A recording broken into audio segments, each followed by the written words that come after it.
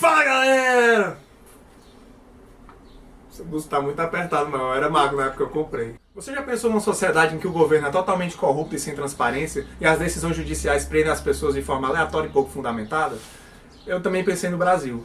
Mas adicione uma prisão em que seres mágicos sugam a sua alma e toda a sua felicidade e você tem um mundo mágico de Harry Potter. Esse é o Prometeia, solta essa vinheta.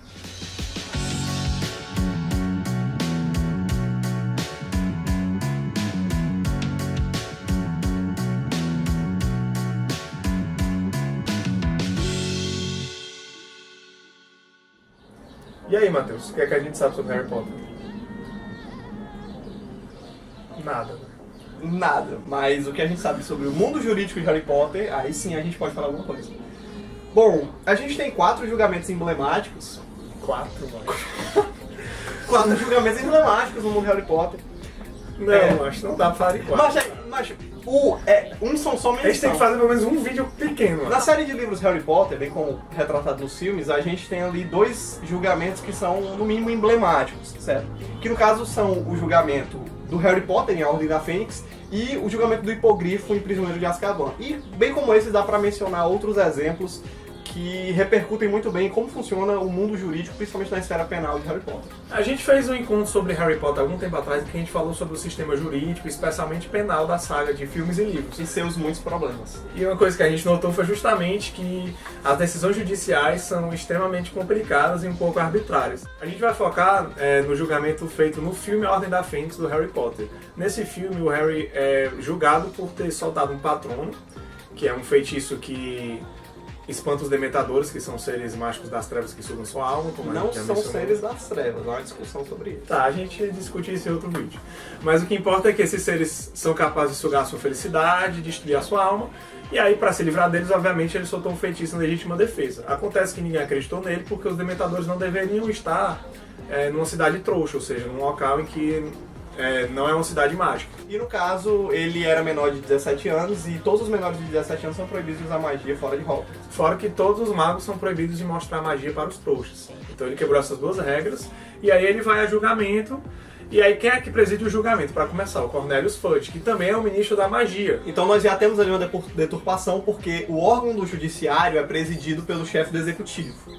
Que é que também faz muitas das leis que acontecem lá. Então você pode ver que ele tem poder sobre praticamente tudo. Já não há uma menção a um órgão legislativo, porque já se presume que o próprio Ministério da Magia, que seria a função executiva do Estado Mágico de Harry Potter, já faz as leis. Então eu tenho numa pessoa só concentrado os poderes legislativo, executivo e judiciário.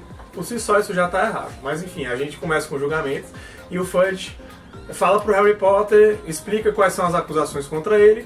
E aí logo no começo o Dumbledore chega gritando testemunha de defesa alvo do Dumbledore, interrompendo o julgamento como se fosse a coisa mais normal do mundo. Isso é muito bizarro, porque não existe nenhum julgamento em que se interrompa o procedimento dessa forma, ainda mais por uma das pessoas que é parte no processo que está defendendo o réu, simplesmente chegar gritando e atrapalhando todo mundo. Mas o Dumbledore fez isso porque ele é o Dumbledore, então ele pode.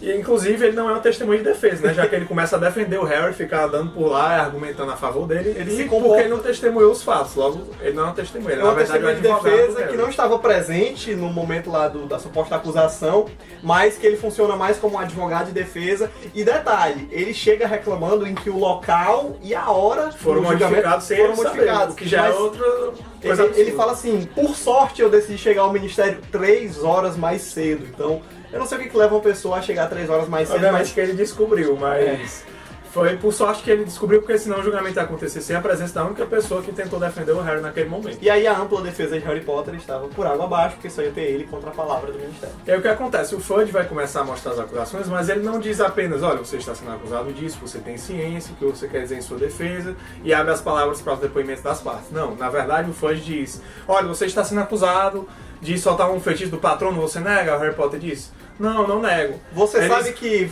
praticar magia na presença de trouxas é um crime contra este ministério? Aí, sim, eu sei, mas olha, eu não tenho tempo para suas histórias, ou seja, o próprio juiz não deixa o suposto réu. O Fudge frequentemente interrompe o Harry durante o julgamento. Basta! Lamento interromper o que seria uma história muito bem ensaiada. Para dizer que ele está mentindo, para dizer que as afirmações dele são meras histórias inventadas, ensaiadas para poder sair livre. Então, ele, além de tudo, ainda, ao mesmo tempo que é juiz, faz o papel de acusador. Mais um dos poderes que são colocados dentro do ministro da magia. E também não há a figura de um promotor ali. O próprio juiz está fazendo as acusações, está dirigindo a palavra. Então nós temos aí um juiz que faz as leis, que funciona como executivo também e ainda é o promotor do Estado. Por sorte, o Dumbledore está lá para dar alguns argumentos para o Harry que nem são tão fortes assim. Ele traz uma testemunha que fala que ficou tudo vazio e triste, sentiu a presença do Dementador, fala a respeito do momento em que o Harry soltou o feitiço aos Dementadores, de forma muito sucinta, e o Fudge ainda se revolta porque o Dumbledore insinua que o Voldemort pode estar voltando, o que para ele é inadmissível, e insinua também que...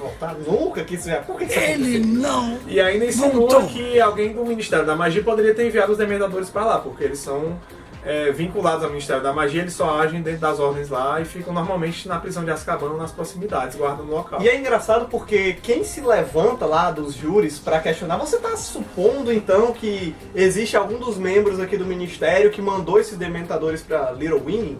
Aí o Dumbledore diz, sim, é exatamente isso que eu estou dizendo e o inquérito deve ser levantado. Só que quem fez isso foi a Umbridge, que se levantou. Você está supondo, dizendo que eu teria feito alguma coisa?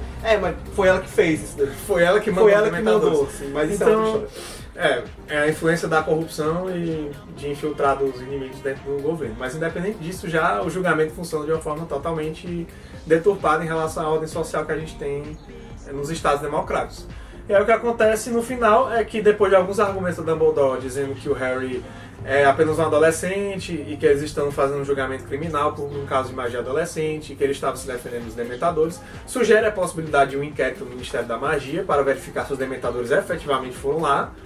A sugestão é ignorada, obviamente, pelo Ministro da Magia, que não se importa em saber se é verdade ou não, simplesmente assume que é mentira. E imediatamente, no mesmo julgamento, depois de uns 5 minutos, eles começam a votar para ver se eles consideram o Harry inocente ou culpado. E novamente, não existe procedimento nenhum. Um dos membros do júri... eu moça... sugiro uma votação, porque claramente ela estava cansada daquela discussão. Aleatoriamente ela grita, quem acha que ele é culpado? E as pessoas começam a levantar. Quem é a favor da condenação? Porque é uma votação levantando a mão, que eu acho muito estranho, porque o cara tem que contar todas as mãos. Deve ter um feitiço pra isso. Mas note, uma das coisas que mais chamou a atenção nesse julgamento é que quando esse membro do júri, que era uma mulher, levanta o braço, o próprio juiz diz quem é que acha que ele é culpado. E o juiz, o Fudge, levanta a mão. Então eu tenho ali um juiz que faz o papel de promotor, mas que ele também vota como jurado. E que claramente não existe nenhuma presunção de inocência, muito pelo contrário. Se o juiz está ali enviesado contra o réu, porque ele já vota... Existe uma presunção de culpa. Uma presunção de culpa, ou seja, se não houver defesa, não precisa nem haver acusação, já é automaticamente culpado Harry Potter. Mas, apesar de todos os direitos violados, o poder do protagonismo garantiu que Harry Potter fosse inocentado, porque a maioria, por acaso, votou a favor dele. É engraçado que no livro, o argumento que o Dumbledore usa para vencer esse julgamento é porque assim, existe uma coisa chamada duração razoável do processo. No processo penal isso é ainda mais levado em conta. Razoável duração não que tenha que ser muito célere, mas que você tem que ir com calma para garantir que a justiça está sendo feita, que você não está passando por cima de nada. Não pode ser lento demais, não pode ser rápido Não demais. pode ser rápido demais, porque você pode estar passando por cima de alguma coisa importante. No processo penal, eu tenho que ter muita calma, porque o Estado está adentrando na esfera da liberdade ou da própria vida do indivíduo. Ainda mais no caso de ele mandar você para uma prisão que vão sugar sua felicidade, possivelmente ele executar no final e Que você em vai tese é ainda mais grave. Mas, muito pelo contrário, o Fudge tá ali a todo tempo dizendo eu não tenho tempo pra isso, eu estou apressado, e o Dumbledore diz, olha, se você está duvidando dos fatos, eu posso chamar outra testemunha. E outra testemunha e tal, você diz, olha, eu não tenho mais tempo pra ouvir nenhuma testemunha. Ou seja, o Dumbledore consegue ganhar o julgamento justamente na pressa do Fudge de se livrar ali, provavelmente pra hora do almoço. E outra coisa interessante é que tem uma das falas do Dumbledore no livro a que o Fudge respondem. O Dumbledore diz, olha, não sei o que é a lei, e o Fudge diz, as leis podem ser mudadas. Ele fala isso no filme também, ele diz, as leis elas podem ser mudadas a qualquer momento. Aí o Dumbledore fala assim, e você parece que está... fazendo muitas mudanças, Cornelius. Inclusive, nas últimas 2 semanas que eu saí daqui do Ministério, se tornou comum acusar jovens menores de idade por usar magia na frente de trouxas. E só pra gente ver o quão absurdo isso é, a gente pode comparar rapidamente esse julgamento com o julgamento do hipogrifo do Hagrid. Porque você pode estar pensando, todos os julgamentos do mundo de Harry Potter são absurdos? Nem todos, porque existe um julgamento que foi muito cautelar assim, na sua acusação e na sua defesa. Que foi o julgamento do Bicus. O hipogrifo, que é o único que não é um ser humano que foi julgado. Porque os seres humanos normalmente são de qualquer jeito. Quando muito tem um julgamento, porque o Hagrid foi mandado para a prisão sem nem precisar disso, mas isso é outra história. O leve suspeita. Mas o que importa é o seguinte, o hipogrifo do Hagrid, o Bicurso, ou Buckbeak em inglês, que é um nome muito mais legal do que Bicurso, é um animal perigoso, um animal selvagem, mas que foi domesticado pelo Hagrid. E o Hagrid ensina as regras para chegar perto do animal sem ser atacado. Você tem que ter cuidado, você tem que se reverenciar para ver se ele aceita a sua presença. Obviamente o Draco Obviamente o Draco Malfoy, que é um sem vergonha, desgraçado, que só quer fazer confusão, chegou perto do Bicurso, xingando o pobre do animal, que obviamente tá com uma cacetada com suas garras no Draco Malfoy e machucou o rapaz. E eis que o rapaz era filho de Lucius Malfoy, que é um político muito influente, que já foi aliado do Voldemort, que ainda tem muito poder, apesar de não estar dentro do Ministério da Magia, ele tem muita influência dentro do Ministério. E é o que acontece, o Draco Malfoy fala pro pai dele, e o pai dele ativa uma comissão que é especificamente para tratar de animais perigosos, casos de animais que podem ser perigosos para o mundo mágico, e que executa esses animais depois de um julgamento. E é o que acontece, eles notificam o Hagrid da existência do julgamento, dão um prazo para que eles preparem sua defesa. Os meninos, Harry, Hermione e o Ron, vão na biblioteca para estudar precedentes judiciais de outros casos que já houve julgamentos de hipogrifos e para impedir a execução. Vão lá, argumentam a respeito. Obviamente que eles perdem, porque o julgamento foi corrompido pelo Lucius Malfoy. Mas o procedimento estava ali. Mas o procedimento em tese foi correto. Houve ampla defesa, se houve efetiva, isso é questionável, mas o procedimento formal estava ali, pelo menos. E ainda por cima eles permitiram um recurso da decisão, em que eles tentaram reverter. Existe uma segunda instância no julgamento do hipogrifo. Do Harry não, já começa ali no Tribunal Supremo, então não tem a quem recorrer. Exatamente. E aí, depois que eles ainda perdem o recurso, eles ainda enviam o executor junto com 2 testemunhas do Ministério da Magia para garantir que tudo está nos conformes.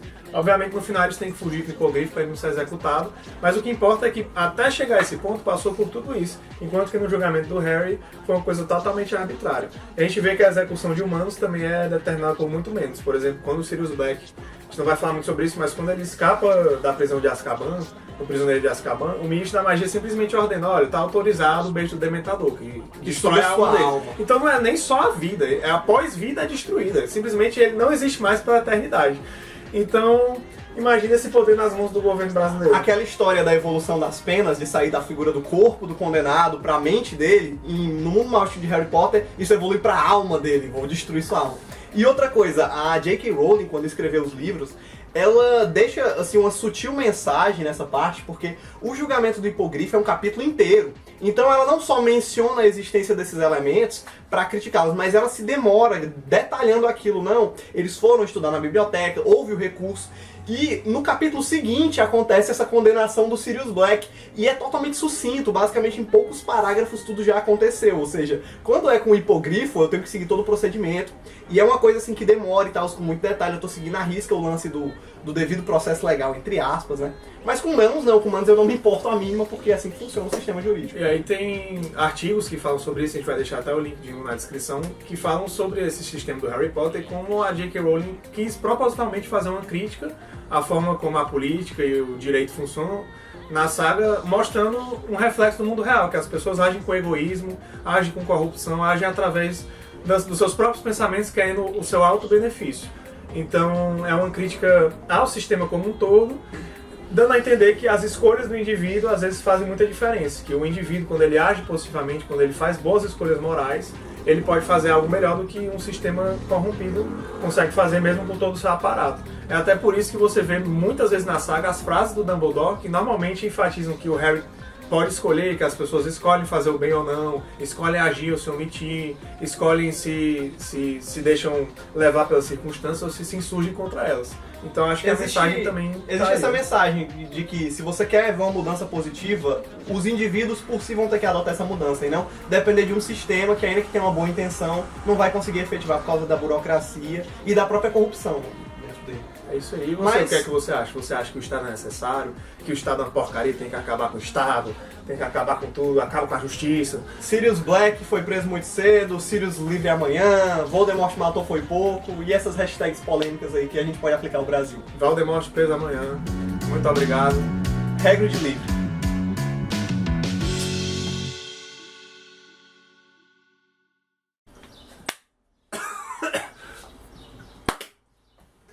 Você já pensou num governo... O que mesmo? Pera. Você já... Para de bater palma! Vai!